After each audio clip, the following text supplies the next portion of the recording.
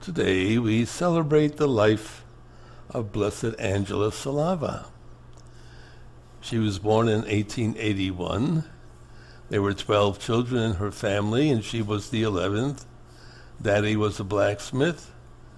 The family was poor, and she was weak and sickly, so she was not able to help too much around the house.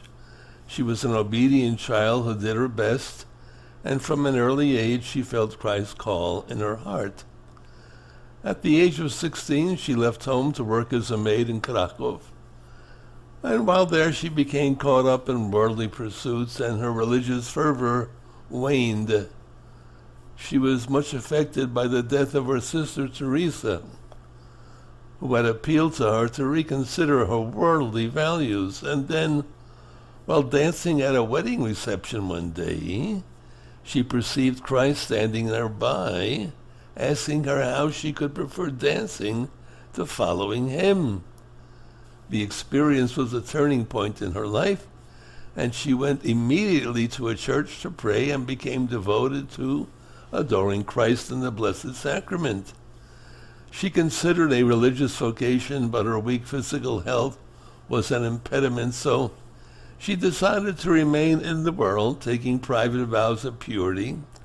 She continued to work as a maid, but suffered due to a breach between herself and her family and from false accusations by her employer. In 1912, she became a member of the secular Franciscan order. She felt an affinity with Francis of Assisi, who, like Salava herself, had broken with his family. When World War I broke out in 1914, she remained in Krakow, nursing soldiers. Her own health was deteriorating, but no one noticed her suffering. In 1916, her employer accused her of stealing, and she lost her employment. She was homeless, in pain, and ill, but she was discharged from the hospital because she appeared to be well. Eventually, she was alone in the world, living in a basement room, abandoned by family and friends and neighbors. She died on March 12, 1922.